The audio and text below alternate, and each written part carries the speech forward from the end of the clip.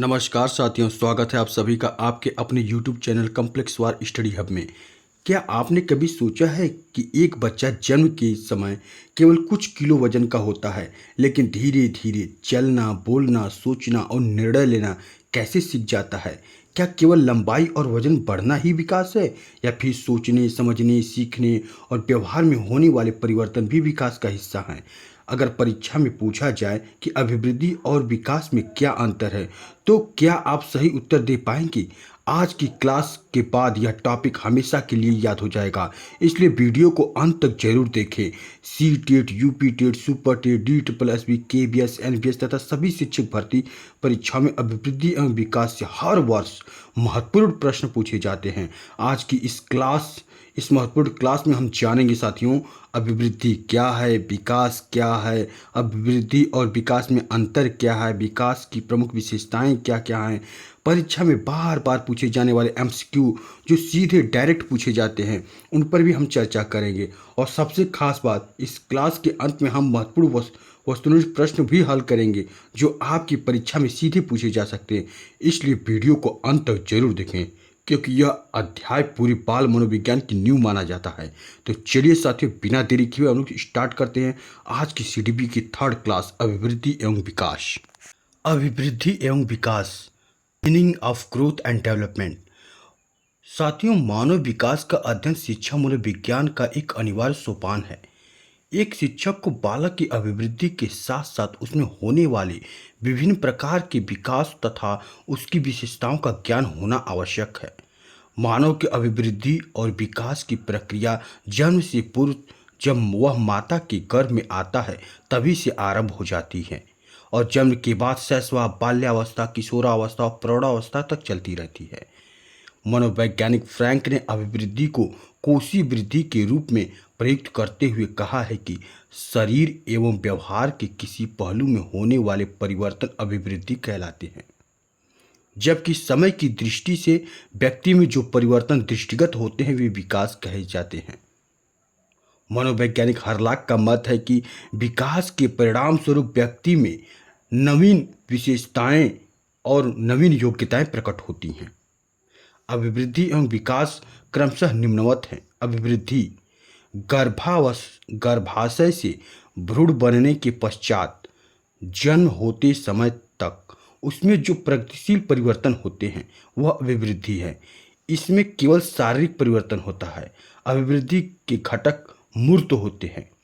इसकी दिशा एवं गति का मापन किया जा सकता है। इसमें परिमाणात्मक परिवर्तन होता है।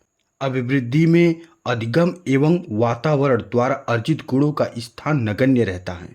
जैसे दांत निकलना अभिवृद्धि का द्योतक है, इसमें अधिगम की आवश्यकता नहीं है, अर्थात अर्जित गुणों का कोई स्थान नहीं है। अभिवृद्धि एक जैविक क्रिया है जो सभी जीवों में पाई जाती है। वहीं विकास की बात करें साथियों, तो विकास क्रम में प्राणी के शारीरिक तथा मानसिक पक्ष में जो कुछ भी प्रगतिशील परिवर्तन होता है उसे हम विकास कहते हैं। यह जन्म से मृत्यु तक चलने वाली प्रक्रिया है। विकास में वृद्धि भी सम्मिलित है। इसमें गुणात्मक एवं परिमाणात्मक परिवर्तन होता है। व्यक्ति का विकास मुख्यतः दो तत्वों, वंशानुक्रम तथा वातावरण की अंतःक्रिया पर आधारित है। वृद्धि तथा विकास सतत चलने वाली एक ऐसी प्रक्रिया है जो बालक को असहाय शिशु से आत्मनिर्भर प्रण बनाती है। विकास के सिद्धांत निम्नवत हैं साथियों, जिनमें विकास की प्रक्रिया नियंत्रित होती है, जैसे निरंतर विकास का सिद्धांत, व्यक्तिगतता का सिद्धांत, विकास की दिशा का सिद्धांत, चक्राकार प्रगति का सिद्धांत, परस्पर संबंध का सिद्धांत, वंशानुक्रम व वातावरण का अंतःक्रिया का सिद्धांत, समन्वय का सिद्धांत, परिमार्जिता का सिद्धांत, विकास क्रम सिद्धांत, एकीकरण का सिद्धांत, सामान्य से विशिष्ट प्रक्रियाओं का सिद्धांत। ये सब क्या है? विकास के निम्नवत सिद्धांत है। यानी साथियों, हम लोग कह सकते हैं कि विकास जो है जन्म से लेकर मृत्यु तक चलने वाली प्रक्रिया है, जबकि अभिवृद्धि क्या है, इसे मापा जा सकता है। ये शारीरिक परिवर्तन है जिसे देखा जा सकता है, लेकिन विकास को देखा नहीं जा सकता है। कुछ इसके महत्वपूर्ण बिंदु हैं। वृद्धि एवं विकास को प्रभावित करने वाले महत्वपूर्ण तत्व जैसे पौष्टिक भोजन, संस्कृति, परिवार में स्थान, बुद्धि, अंतःस्रावी ग्रंथियां, वंशानुक्रम, वातावरण, ये सब क्या है, वृद्धि और विकास को प्रभावित करने वाले कारक है। अगर आपको अच्छा भोजन, अच्छे आहार मिलेंगे तो आपके शारीरिक विकास बहुत अच्छा होगा, आपका शारीरिक विकास तेजी से होगा। आपके घर परिवार की संस्कृति, लोगों के विचार अच्छे होंगे तो आपके भी विचार वैसे ही होंगे, क्योंकि बच्चा अनुकरण करके ही ज़्यादातर चीज़ों को सीखता है। विकास की प्रक्रिया में बालक कुछ अवस्थाओं की दौर से होते हुए अंतिम अवस्था प्रौढ़ावस्था को प्राप्त करता है। विकास की निम्न अवस्थाएं हैं। गर्भाधान अवस्था, गर्भाधान से जन्म 9 माह 10 दिन का होता है। शैशवावस्था, जन्म से 6 वर्ष तक की अवस्था को शैशवावस्था कहा गया है। बाल्यावस्था, 6 से 12 वर्ष की आयु को क्या कहा गया, बाल्यावस्था कहा गया है। किशोरावस्था, 12 से 18 वर्ष की आयु को किशोरावस्था कहा गया है। अब प्रौढ़ावस्था 18 वर्ष के बाद को कहा गया है। थांडाई का मत है साथियों कि शैक्षिक दृष्टि से शैशवावस्था, बाल्यावस्था और किशोरावस्था का अत्यधिक महत्व है। पता है, शैक्षिक दृष्टि से मतलब जिसमें अध्ययन किया जाता है, शैशवावस्था, बाल्यावस्था, किशोरावस्था का अत्यधिक महत्व है। विकास के 5 पक्ष हैं। विकास के कितने पक्ष हैं? 5 हैं। शारीरिक विकास, मानसिक विकास, सामाजिक विकास, संवेगात्मक विकास और नैतिक विकास। ये क्या है? विकास के 5 पक्ष हैं। वृद्धि तथा विकास के 2 आधार वंशानुक्रम तथा वातावरण हैं।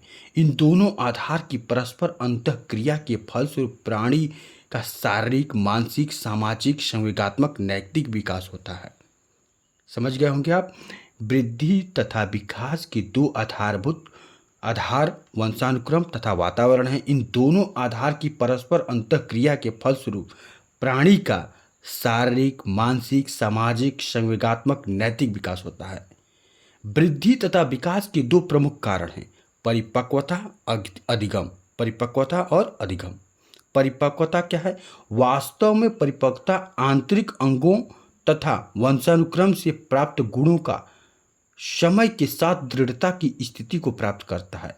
अधिगम से तात्पर्य वातावरण के साथ सामंजस्य स्थापित करना, अर्थात अर्जित गुणों को प्राप्त करना। जैसा वातावरण है उसके साथ वैसा तालमेल रखना ही अधिगम कहलाएगा। अब परिपक्वता, वास्तव में परिपक्वता आंतरिक अंगों का तथा वंशानुक्रम से प्राप्त गुणों का समय के साथ दृढ़ता की स्थिति को प्राप्त करना ही परिपक्वता है। आपके देखिए एग्जाम में क्या पूछ सकता है? नैतिक विकास का सिद्धांत, इसके प्रवर्तक कौन है? तो लॉरेंस कोहलबर्ग है। मनोलैंगिक विकास का सिद्धांत सिगमंड फ्रायड। भाषा विकास का सिद्धांत चॉम्स्की। संज्ञानात्मक विकास का सिद्धांत जीन पियाजे। मनोसामाजिक विकास का सिद्धांत इरिक एरिक्सन। इन सारे सिद्धांतों को हम लोग पढ़ेंगे, ठीक। लेकिन क्लास लंबी ना हो इसलिए हम एक एक छोटे छोटे टॉपिक में इसको बांट कर पढ़ रहे हैं ताकि आपको आसान लगे और ज़्यादा बोरियस ना हो। तो आपको अगली क्लास में याद होगा कि नैतिक विकास का सिद्धांत कौन है? Lawrence Kohlberg. मनोलैंगिक विकास का सिद्धांत किसने दिया था? सिगमंड फ्रायड ने। भाषा की जब बात करें तो चॉम्स्की। संज्ञानात्मक विकास की बात करें तो जीन पियाजे। अब मनोसामाजिक सिद्धांत की बात करें तो इरिक एरिक्सन। अब देखिए कुछ क्वेश्चन हैं जो सीधे पूछे जाते हैं। वृद्धि और विकास के कितने तत्व हैं? 2, परिपक्वता और वातावरण। अभिवृद्धि के लिए अधिगम की आवश्यकता है या नहीं? तो नहीं, अभिवृद्धि के लिए अधिगम की आवश्यकता नहीं है। व्यक्तित्व मापन के लिए मनोलैंगिक सिद्धांत किसने दिया था? सिगमंड फ्रायड ने, अभी बताया। नैतिक विकास के लिए 3 स्तर और 7 सोपान का सिद्धांत किसने दिया था? नैतिक विकास की बात करें तो लॉरेंस कोहलबर्ग। लॉरेंस कोहलबर्ग ने नैतिक विकास के लिए 3 स्तर और 7 सोपान के सिद्धांत की चर्चा की है। संज्ञानात्मक विकास में कितनी अवस्थाओं का उल्लेख जीन पियाजे करते हैं? तो 4 अवस्थाओं का विकास करते हैं। संज्ञानात्मक, गामक, पूर्व संक्रियात्मक, मूर्त और औपचारिक। ये 4 अवस्थाओं की चर्चा की है संज्ञानात्मक विकास में। किसने? जीन पियाजे ने। तो आइए अब अभिवृद्धि विकास से जुड़े कुछ महत्वपूर्ण प्रश्नों पर चर्चा करते हैं और देखते हैं कि आप कितना सही करते हैं। तो चलिए, रेडी हैं? कम से कम हम आपको 25 क्वेश्चन कराएंगे और आप देखेंगे कि 25 में आप कितने सही करते हैं। 25 में 25 लाते हैं या 20 प्लस लाते हैं। कमेंट हमें जरूर करिएगा। चैनल पसंद आए तो इसको सब्सक्राइब करना ना भूलिएगा। तो चलिए आपका पहला प्रश्न है, वृद्धि एवं विकास है। वृद्धि और विकास क्या है? एक दूसरे के पूरक हैं, एक दूसरे के समान हैं, एक दूसरे के विरोधी हैं, या इनमें से कोई नहीं? तो इसका सही ऑप्शन होगा हमारे साथियों, एक दूसरे के क्या हैं? पूरक हैं। एक दूसरे के क्या हैं? पूरक हैं। नेक्स्ट, बाल विकास का निर्धारण किया जाता है। बाल विकास का निर्धारण किया जाता है बालक की वंशानुगत संरचना द्वारा, बालक संबंधी वंशानुगत तथा वातावरण दोनों की जटिल संरचना द्वारा, बालक संबंधी वातावरणीय प्रभाव द्वारा, या कोई नहीं? तो इसका सही ऑप्शन क्या होगा साथियों? फटाफट जवाब दीजिए। इसका सही ऑप्शन होगा ऑप्शन नंबर बी, बालक संबंधी वंशानुगत तथा वातावरण दोनों की जटिल संरचनाओं द्वारा ही हम बालक के विकास का निर्धारण करते हैं। जन्म से मृत्यु तक चलने वाली प्रक्रिया को क्या कहते हैं? वृद्धि कहते हैं, विकास कहते हैं, संवेगात्मक कहते हैं, या वृद्धि एवं विकास कहते हैं? यूपी टेट में ऐसे सीधे प्रश्न पूछेगा आपसे। तो इसका सही ऑप्शन होगा ऑप्शन नंबर बी, क्योंकि विकास ही क्या है? जन्म से मृत्यु तक चलने वाली प्रक्रिया है, वृद्धि नहीं। ठीक है, देखिए अभिवृद्धि और वृद्धि दोनों एक ही है, कन्फ्यूजन मत होइएगा। मानव कोशिका में गुणसूत्र पाए जाते हैं 23, 47, 46 या 45। तो कितने पाए जाते हैं साथियों? तो इसका सही ऑप्शन होगा ऑप्शन नंबर सी। हमने नेक्स्ट क्लास में चर्चा किए थे गुणसूत्र पे। तो 46 गुणसूत्र पाए जाते हैं। वर्तमान में मनोवैज्ञानिक हैं, वर्तमान में मनोवैज्ञानिक हैं, वो किसका अध्ययन करते हैं? मस्तिष्क का विज्ञान, चेतना का विज्ञान, आत्म तत्व या व्यवहार का विज्ञान? तो वर्तमान में जो मनोविज्ञान है वो व्यवहार का विज्ञान है। क्या है? व्यवहार का विज्ञान है। विकास प्रक्रिया के संदर्भ में मैकडूगल का योगदान है। विकास प्रक्रिया के संदर्भ में मैकडूगल का योगदान क्या है? सीलगुड़ का सिद्धांत, शारीरिक विकास का विश्लेषण, 14 मूल प्रवृत्तियां व्यवहार की विश्लेषण किया, या फिर शरीर रचना का सिद्धांत दिया? तो इसका सही ऑप्शन होगा option number C. Option number C, विकास प्रक्रिया के संदर्भ में मैकडूगल का प्रमुख योगदान है। नेक्स्ट, बालक के विकास की प्रक्रिया एवं विकास प्रारंभ होता है। बालक के विकास की प्रक्रिया एवं विकास प्रारंभ होता है 5 वर्ष से, जन्म से 6 वर्ष, जन्म से पूर्व, या फिर 3 वर्ष? तो इसका सही ऑप्शन होगा ऑप्शन नंबर सी, जन्म से पूर्व। क्योंकि साथियों अभी आपने डिफिनेशन पढ़ा है कि विकास क्या है? जन्म से मृत्यु तक चलने वाली प्रक्रिया है। तो इसका सही ऑप्शन हो जाएगा ऑप्शन नंबर सी। नेक्स्ट, अभिवृद्धि है। अभिवृद्धि है, अधिगम है, जन्मजात है, मूर्त है, एक जैविक क्रिया है। तो अभिवृद्धि क्या है? एक जैविक क्रिया है, क्योंकि अभिवृद्धि को हम लोग माप सकते हैं, परिणात्मक होता है। विकास के लिए आवश्यक है अधिगम, जन्मजात, वातावरण, या फिर ए और सी दोनों? तो देखिए विकास के लिए क्या आवश्यक है? अधिगम भी आवश्यक है और वातावरण भी आवश्यक है, यानी इसका ऑप्शन नंबर क्या हो जाएगा? डी। विकास के लिए आवश्यक है, विकास के लिए क्या आवश्यक है? मूर्त, अमूर्त, वातावरण, या इनमें से कोई नहीं? तो विकास के लिए क्या आवश्यक है?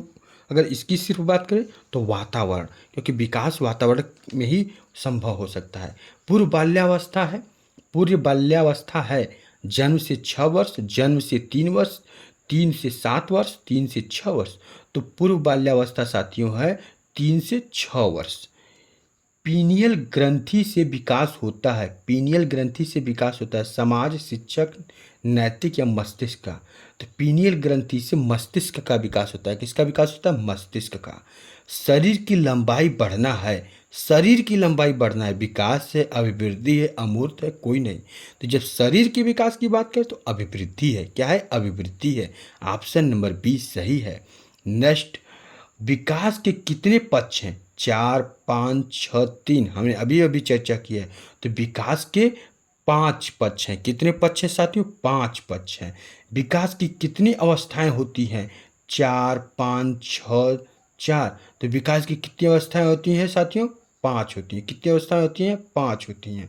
नेक्स्ट, परिपाक काल का समय होता है, परिपाक काल का समय होता है 6 से 9 वर्ष, 3 से 6 वर्ष, 9 से 12 वर्ष, या कोई नहीं?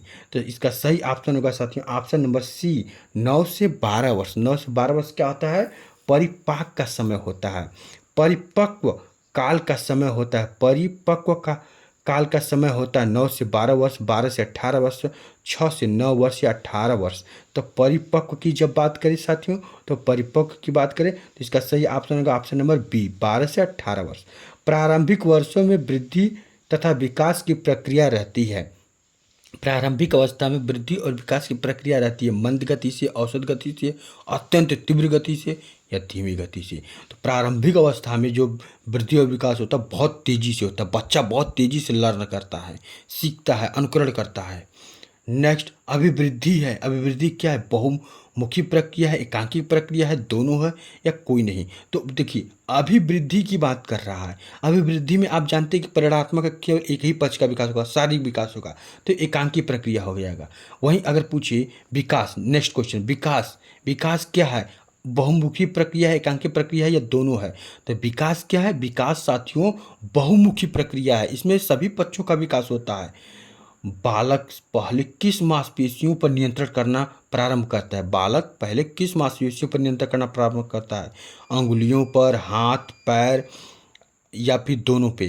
तो इसका सही ऑप्शन होगा बी और सी, दोनों, यानी हाथ और पैर पे पहले क्या करता है? नियंत्रण प्रारंभ करता है। नेक्स्ट क्वेश्चन है संज्ञानात्मक विकास के सिद्धांत के प्रवर्तक थे। संज्ञानात्मक विकास की जब बात करें तो क्या होगा? पियाजे होगा, रास होगा, कोहलबर्ग होगा, थॉर्नडाइक, क्या होगा ऑप्शन? तो जब संज्ञानात्मक की बात करो तो सीधे दिमाग में जाना चाहिए पियाजे। पियाजे ने 4 संज्ञानात्मक सिद्धांत विकास की बात की है। ठीक है, कौन कौन सी बात की है? संवेगात्मक गामक अवस्था, पूर्व संक्रियात्मक अवस्था, मूर्त और औपचारिक। नेक्स्ट मनोविश्लेषणात्मक सिद्धांत के प्रवर्तक, जब मन से फ्रॉड, मन से फ्रॉड यानी मनोविश्लेषणात्मक सिद्धांत की जब बात करें तो सिगमंड फ्रॉड की बात होगी। ठीक, तो यानी कि इसका ऑप्शन नंबर बी हो जाएगा सही। भाषा विकास सिद्धांत के प्रवर्तक, आपको ऑप्शन देखना ही नहीं पड़े, सीधे याद रखना चाहिए भाषा विकास। ठीक, चौमस्की, क्या? चौमस्की, ऑप्शन हालांकि दिया है चौमस्की, फ्रॉड, कोहलबर्ग, थॉर्नडाइक, ये भाषा विकास क्या है? चौमस्की। नेक्स्ट मनोसामाजिक विकास के सिद्धांत के प्रवर्तक कौन है? जब सामाजिक की बात करें तो आप जान ही गए हैं कि मन से जो फ्रॉड है वो मनोविश्लेषणात्मक का फ्रॉड ने दे दिया। ठीक है, और उसके बाद आप जानते हैं इरिक इरिक्सन ने कौन सा दिया है? तो इरिक इरिक्सन ने मनोसामाजिक विकास का सिद्धांत दिया। किसका दिया है? मनोसामाजिक सिद्धांत दिया है। और भाई कोहलबर्ग की बात करें तो किसने? इन्होंने नैतिक विकास के बारे में बात किया है। किसके बारे में बात किया है? नैतिक विकास के बारे में बात किया है। तो इसका सही ऑप्शन हो जाएगा क्या? Option number B. ठीक है, मनोसामाजिक विकास के प्रवर्तक कौन है? इरिक इरिक्सन है। हमारे प्रिय साथियों, सेशन कैसा लगा हमें कमेंट करके जरूर बताइएगा, बताना बिल्कुल भी ना भूलिएगा। और आपने 25 में कितना स्कोर किया ये भी कमेंट करना ना भूलिएगा। सेशन पसंद आया हो तो इसे लाइक शेयर करना भी मत भूलिएगा। तो अब हम नेक्स्ट क्लास में मिलते हैं शैशवा अवस्था में विकास। शैशवा अवस्था में विकास पर चर्चा करेंगे, क्योंकि आप जानते हैं कि विकास में कौन कौन से हमें पढ़ना है? शैशवावस्था, बाल्यावस्था, किशोरावस्था और प्रौढ़ावस्था। तो हमारा पहला अब नेक्स्ट टॉपिक होगा शैशवावस्था में विकास, अगला टॉपिक। तो चलिए आप सभी को राधे राधे, जय श्री कृष्णा, जय हिंद साथियों।